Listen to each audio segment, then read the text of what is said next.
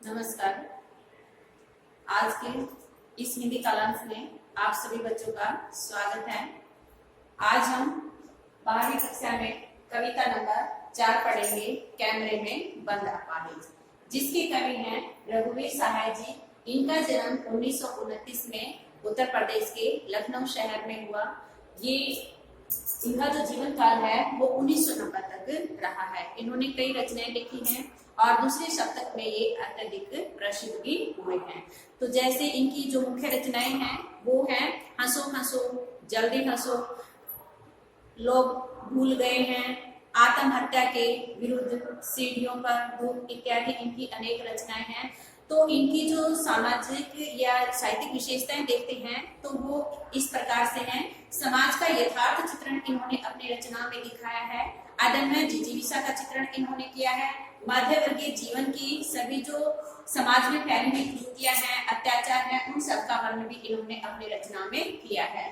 तो हमारी जो कविता का नाम है वो है कैमरे में बंद अपाहिज। कैमरे में बंद अपाहिज कविता के माध्यम से इन्होंने दूरदर्शन पर यानी उन कर्मचारियों की क्रूरता का वर्णन किया है कि किस तरह से वो अपने कार्यक्रम को सफल बनाने के लिए, रोचक बनाने के लिए एक अपंग व्यक्ति को कैमरे के सामने लाते हैं, बंद कमरे में उसे बिठाते हैं और उसे अपाहिज होने का कारण पूछते हैं। तरह तरह के प्रश्न पूछकर वो उसकी भावनाओं के साथ खेलते हैं ताकि उनका जो कार्यक्रम है वो सफल हो सके। तो इसमें यही बताया गया है कि किस तरह से एक अपाहिज की पीड़ा का सजीव और सार्थक वर्णन कवि ने इन पंक्तियों में किया है। तो आइए बच्चों हम इसका पढ़ते हैं। पहला पद्यांश, हम दूरदर्शन पर बोलेंगे, हम समर्थ शक्तिवान, हम एक दुर्बल को लाएंगे एक बंद कमरे में, उससे पूछेंगे तो आप क्या अपाहिज हैं? तो आप क्यों अपाहिज हैं? आपका अपाहिजपन तो दुख देता होगा, देता है। तो इस तरह से ये जो पंक्तियां लिखी गई हैं इसमें कवि बताता है, यानी रघुवीर सहाय एक संवेदनशील कवि माने गए हैं। तो इस कविता के प्रति उसने किस तरह से अपाहिज के प्रति अपनी संवेदनाएं व्यक्त की हैं और दूरदर्शन कर्मचारियों पर व्यंग्य किया है। तो प्रस्तुत पंक्तियां हमारी हिंदी की पाठ्य पुस्तक आरोह भाग 2 में संकलित कविता नंबर 4 कैमरे में बंद अपाहिज से ली गई है, जिसके कवि रघुवीर सहाय जी हैं। रघुवीर सहाय जी ने दूरदर्शन कर्मचारियों की क्रूरता का वर्णन करते हुए बताया है कि वो अपने आप को क्या कहते हैं। हम दूरदर्शन पर बोलेंगे, हम समर्थ शक्तिवान हैं। तो कवि दूरदर्शन कर्मचारियों के माध्यम से बताता है कि जो टीवी कर्मचारी हैं, ये जो मीडिया वाले होते हैं, वो अपने आप को समर्थ मानते हैं, अर्थात हर कार्य को करने में सक्षम बताते हैं और क्या कहते हैं, वो अपने आप को शक्तिशाली समझते हैं। दूरदर्शन पर बोलेंगे, उन्होंने कहा है कि हम दूरदर्शन के वाले हैं और हम समर्थ भी हैं, यानी प्रत्येक कार्य को हम अच्छे तरीके से करना जानते हैं। हम शक्तिशाली भी हैं, दुर्बल से दुर्बल व्यक्ति को भी हम आसमान में चढ़ा सकते हैं, यानी उसकी छवि को उभार सकते हैं। तो इस तरह से उन्होंने अपने आप को क्या कहा है, शक्तिवान बताया है। ठीक है, हम एक दुर्बल को लाएंगे। अब दूरदर्शन कर्मचारी कहता है कि हम अपने बंद कमरे में एक दुर्बल, कमजोर, लाचार व्यक्ति को लाएंगे और उससे पूछेंगे तो क्या आप अपाहिज हैं? वो जो लाचार व्यक्ति होगा, अपंग व्यक्ति होगा, तो कर्मचारी कहते हैं कि हम उससे तरह तरह के प्रश्न पूछेंगे ताकि वो भावुक हो जाए और अपनी पीड़ा का वर्णन हमारे सामने करे और हमारा जो कैमरा है वो हम दर्शकों को दिखा सके।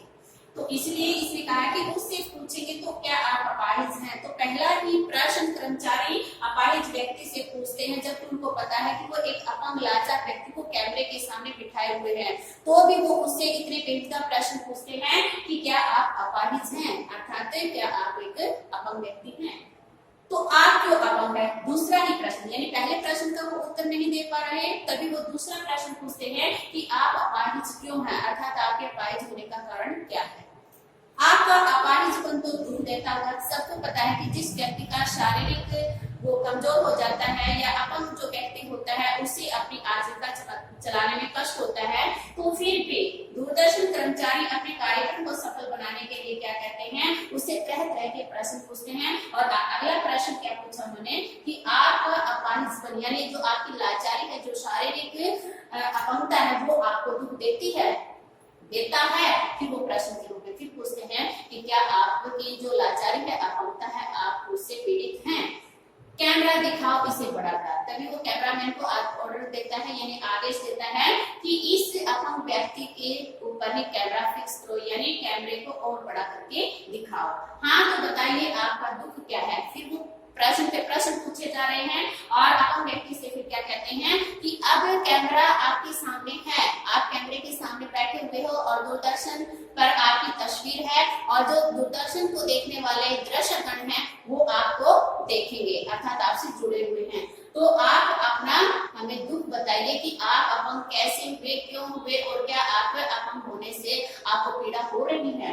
जल्दी बताइए, वह दुख बताइए, बता नहीं पाएंगे। और वो उससे क्या अनुरोध करते हैं कि आप अपनी इस शारीरिक अपंगता के बारे में जल्दी से जल्दी हमारे दर्शकों को बताइए ताकि हम इसे उन तक पहुंचा सके। बता नहीं पाएगा, लेकिन वो लाचार व्यक्ति अपनी पीड़ा को व्यक्त नहीं कर पाता। तो ये था प्रथम पद्यांश। आइए हम आगे देखते हैं। सोचिए, बताइए आपको अपाहिज होकर कैसा लगता है? कैसा यानी कैसा लगता है? हम खुद इशारे से बताएंगे कि क्या ऐसा लगता है। तो आगे क्या कहता है, फिर दूरदर्शन कर्मचारी फिर उस अपने व्यक्ति पर अपना दबाव बना रहे हैं और वो कहते हैं कि सोचिए, यानी अपने जीवन के बारे में सोचिए कि आपको इतना अच्छा मौका मिला हुआ है, बताइए और हमें अपनी पीड़ा का कारण बता दीजिए। आपको अपाहिज होकर कैसा लगता है? तो फिर वही प्रश्न उसको भावुक करने के लिए दोहराते हैं और कहते हैं कि आपको अपंग होकर यानी लाचार व्यक्ति होकर आप अपने जीवन में कैसा महसूस कर रहे हैं, यानी कैसा लगता है। फिर वो कहते हैं कि हमें बताओ कि आपको कैसा लग रहा है। हम खुद इशारे से बताएंगे कि क्या ऐसा। फिर वो कहते हैं कि जब वो अपंग व्यक्ति अपनी पीड़ा प्रकट नहीं कर पाएगा तो हम दूरदर्शन कर्मचारी की उसकी अपंगता के हाव भाव प्रकट करेंगे। और वो कहते हैं सोचिए, बताइए, थोड़ी और कोशिश करिए। और अंत में जब वो ऐसा नहीं करता तो उसे फिर क्या कहते हैं, फिर निवेदन करते हैं कि आप अपनी पीड़ा के बारे में सोचिए और हमें बता दीजिए, थोड़ी और कोशिश करिए, यानी थोड़ा और प्रयत्न करके देखिए और आप अपनी पीड़ा बता दीजिए। यह अवसर खो देंगे। तो आगे वो क्या कहता है, उसे सचेत करता है कि आपको दूरदर्शन कर्मचारियों ने दूरदर्शन पर बैठने का मौका दिया है, अर्थात दर्शक लोग आपको देखेंगे तो आपको वो मौका मिला है। जो अगर आप अपनी पीड़ा यहाँ नहीं बताएंगे तो आप अपना ये सुनहरा मौका या अवसर खो देंगे। आप जानते हैं कि कार्यक्रम रोचक बनाने के वास्ते हम पूछ कर उसको बुला देंगे। आप क्या कहते हैं कर्मचारी? कार्यक्रम, वो कहते हैं कि हम अपने कार्यक्रम को मनोरंजनपूर्ण बनाने के लिए यानी और मजेदार बनाने के लिए हम उससे तरह तरह के प्रश्न पूछेंगे और उसको रुला देंगे। रुला देंगे मतलब क्योंकि जब वो भावुक होकर रोने लगेगा तभी उनका जो कार्यक्रम है वो सफल हो पाएगा। इंतजार करते हैं आप भी उसके रो पड़ने का, करते हैं। और फिर वो दर्शकों के रूप में पूछता है कि दर्शक लोग जो सामने बैठे हुए हैं वो भी उस अपंग व्यक्ति के रोने का इंतजार कर रहे हैं। यह प्रश्न पूछा नहीं जाएगा, लेकिन वो दर्शकों से ये प्रश्न नहीं पूछ पाते क्योंकि मीडिया वाले हैं। अगर वो ऐसा करते हैं तो उनकी पोल पट्टी सारी खुल जाएगी, क्योंकि वो अपने कार्यक्रम को सफल बनाने का ही प्रयास कर रहे हैं, इसलिए वो ये प्रश्न जनता से नहीं पूछ सकते। तो आइए इसमें देखते हैं कि क्या क्या बताया गया है कवि ने। तो सबसे पहले हम भावार्थ के रूप में लिखेंगे कि रघुवीर सहाय जी संवेदनशील कवि होने के कारण इन्होंने जो अपंग व्यक्ति है उसके प्रति अपनी संवेदनाएं व्यक्त की हैं। और दूसरा, इन्होंने दूरदर्शन कर्मचारियों की क्रूरता का सार्थक वर्णन इन पंक्तियों में किया हुआ है। और इसमें क्या है, आप क्या अपाहिज हैं, तरह तरह के प्रश्न पूछे गए हैं। तो इसमें क्या बनता है, प्रश्न अलंकार। प्रश्न अलंकार का सुंदर और सार्थक प्रयोग इसमें दिखा गया है। कैमरा दिखाओ इसे बड़ा बड़ा। बड़ा बड़ा में क्या हुआ, पुनरुक्ति प्रकाश। पुनरुक्ति प्रकाश अलंकार। हाँ तो बताइए आपका दुख क्या है, दुख बताइए, बता नहीं पाएगा, जल्दी बताइए। तो इसमें क्या है, कहीं कहीं अनुप्रास अलंकार की छटा है और भावपूर्ण यानी भाव को ही उसमें उदाहरण के रूप में उसे अपने व्यक्ति के भाव को ही दिखाना चाहते हैं। तो भावपूर्ण शैली का प्रयोग इसमें किया है, या हम कह सकते हैं कि नाटक के रूप में इन्होंने शैली जो अपनाई है, तो नाटकीय शैली भी हम इसको कह सकते हैं। और आगे क्या है इसमें, तो वो अपने कार्यक्रम को सफल बनाने के लिए किस तरह से अपंग व्यक्ति की पीड़ा का मजाक बना रहे हैं, तो इसका भी सार्थक वर्णन कवि ने इन पंक्तियों में बताया है। आप सब खो देंगे, इसमें भी प्रश्न अलंकार है, क्योंकि प्रश्नवाचक चिन्ह लिखा गया है, तो जहां पर प्रश्न पूछे जाने का बोध होता है वहां पर प्रश्न अलंकार का सुंदर और सार्थक प्रयोग होता है। पूछ कर, इसमें क्या है, अनुप्रास अलंकार है, अनुप्रास अलंकार है। और फिर आप पे फिर वही प्रश्न पूछा गया है, रोचक, रोचक क्या होता है, मजेदार। ठीक है, तो ये पंक्तियां हमें पढ़ते ही समझ आती हैं। तो इसमें क्या है, कोई व्यंग्यात्मक, कोई प्रतीकात्मक शब्दों का सहारा नहीं लिया गया, तो इसमें अगर इन चीजों का प्रयोग नहीं है तो वो शैली, वो जो शब्द होता है अभिधा शब्द शक्ति, अभिधा शब्द शक्ति का प्रयोग यहाँ पर कवि ने किया है। तत्सम तत्व शब्दावली का सुंदर और सार्थक प्रयोग हुआ है। साहित्यिक खड़ी बोली का प्रयोग है, और जो छंद है इसमें वो है मुक्तक छंद। ठीक है, तो ये थे आपके दो पद्यांश, इसे आगे और पढ़ेंगे।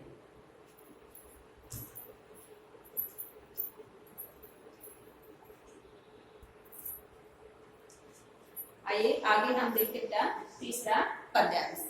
तो देखिए, फिर हम पर्दे पर दिखलाएंगे फूली हुई आंख की एक बहुत बड़ी तस्वीर, बहुत बड़ी तस्वीर, और उसके होठों पर एक कसम साहट भी। आशा है आप उसे उसकी अपंगता की पीड़ा मानेंगे। तो जो कर्मचारी हैं, दूरदर्शन कर्मचारी हैं, वो अपंग व्यक्ति से तरह तरह के प्रश्न पूछते हैं और क्या करते हैं, वो उसको भावुक करने की सोचते हैं कि वो भावुक होए और उसकी जो आंखें हैं वो फूल जाए, मतलब उसकी आंखों में आंसू आ जाएंगे। तो देखिए, हम पर्दे पर दिखलाएंगे फूली हुई आंख की एक बहुत बड़ी तस्वीर है। तो कवि बताता है कि वो कर्मचारी, यानी जो दूरदर्शन कर्मचारी हैं, वो अपंग व्यक्ति से तरह तरह के प्रश्न पूछते हैं, और ताकि उसकी जो आंखें हैं उनमें आंसू आ जाए, और उस आंसू भरी आंखों को वो पर्दे पर बहुत बड़ी तस्वीर के रूप में दिखाना चाहते हैं। बहुत बड़ी तस्वीर, बहुत बड़ी तस्वीर के रूप में दर्शकों के सामने वो दिखाना चाहते हैं। और उसके होठों पर एक कसमसाहट भी। अब सबको पता है कि जो अपंग व्यक्ति होता है, यानी जिसकी जो पीड़ा होती है, वो तो आंखों से स्पष्ट रूप से दिखाई पड़ती है या फिर उसके होठों से। तो यहाँ पर कसमसाहट का अर्थ क्या होता है, बेचैनी। ठीक है, तो कवि कहता है कि उसकी आंख की, यानी आंसुओं से भरी आंख की एक बहुत बड़ी तस्वीर वो दूरदर्शन पर दिखाएंगे, ताकि दर्शक लोग उसे देख सके, और उसके होठों पर कसमसाहट भी, और जो उसके होठों पर बेचैनी है, जो उसकी अपंगता की पीड़ा है, उसे भी वो दूरदर्शन पर दिखाएंगे। आशा है आप उसी की अपंगता की पीड़ा मानेंगे। और क्या उम्मीद करते हैं वो दर्शकों से, वो सोचते हैं कि जो दर्शकगण हैं वो उस अपाहिज व्यक्ति की पीड़ा को महसूस कर सकेंगे। ठीक है, तो इसमें क्या है, फूली हुई आंख, मुहावरे का सार्थक प्रयोग हुआ है। कसमसाहट क्या होती है, बेचैनी, बहुत बड़ी तस्वीर। इसके बै की आवृत्ति से क्या हुआ बेटा, अनुप्रास अलंकार।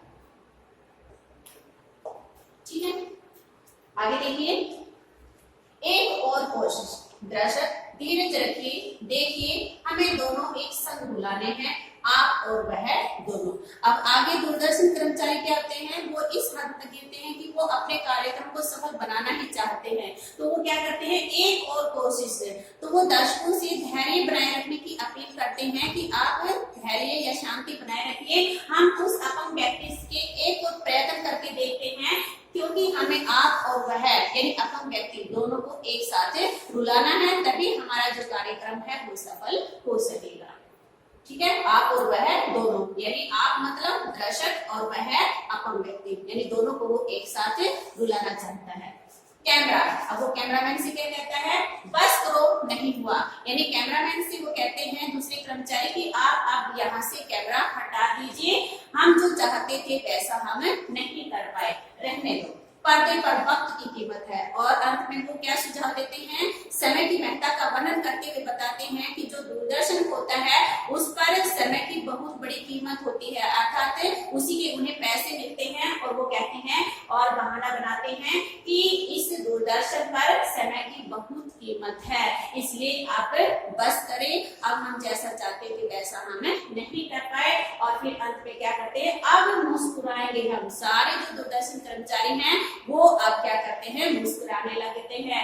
आप देख रहे थे सामाजिक उद्देश्य से युक्त कार्यक्रम और दर्शकों से निवेदन करते हैं कि अब आप जो देख रहे थे वो कैसा कार्यक्रम बताया उन्होंने, सामाजिक उद्देश्य से परिपूर्ण। युक्त क्या होता है, परिपूर्ण। तो वो कहते हैं कि आपने अब यानी अपंग व्यक्ति की पीड़ा हमने आप तक पहुंचाई है, अर्थात इसकी पीड़ा का वर्णन किया है जिसे आप भी भावुक हुए हैं, क्योंकि ये हमारा क्या था, सामाजिक उद्देश्य से परिपूर्ण कार्यक्रम था जिसका आपने आनंद लिया, यानी आपने इसको देखा, इसकी पीड़ा को समझा। बस थोड़ी ही कसर रह गई और अपने मन में क्या करते हैं कि हमारी कमी के कारण लगा लो या उस अपंग व्यक्ति की पीड़ा के कारण लगा लो कि उसने उसकी पीड़ा का वर्णन यहाँ पर नहीं किया, जिसकी थोड़ी सी ही कमी हमारे कार्यक्रम में रह गई, जिसको हम पूरा नहीं कर पाए। और अंत में वो दूरदर्शन कर्मचारी दर्शकों का धन्यवाद करते हैं और अपना कार्यक्रम समाप्त करते हैं। तो ये इसमें बताया जाता है। अब देखिए इसमें धीरज रखना, रह रह की आवृत्ति से क्या हुआ, इसमें भी अनुप्रास अलंकार है, ठीक है। और पर्दे पर वक्त की कीमत है, यानी इन पंक्तियों में कवि ने दूरदर्शन कर्मचारियों की क्रूरता के साथ साथ समय की महत्ता का भी वर्णन किया है। और कसर रह गई, इसमें क्या है, बस वही है, अनुप्रास अलंकार की छठा है, विलोम का भी सार्थक प्रयोग है। जब हम इसको पढ़ते हैं तो अपंग व्यक्ति के प्रति यदि हमारे मन में भाव पैदा होते हैं तो उसमें क्या होता है, भावपूर्ण शैली का भी प्रयोग इसमें हुआ है, ठीक है। और क्या है, करुण रस हम इसमें लिख सकते हैं क्योंकि उसकी करुणा का, उसकी अपंगता का, उसकी दीनता का, उसकी पीड़ा का वर्णन इनमें दिखाया गया है, तो करुण रस का हम इसमें प्रयोग हुआ है। तत्सम तद्भव शब्दावली है और इसमें क्या है, मुहावरे का, यानी आंख खुली हुई आंख है, तो इसमें मुहावरे का सार्थक प्रयोग कवि ने किया है। तो ये थी बेटा आपकी कविता नंबर 4 जो पूरी हुई, इसे आप नोट कर लें।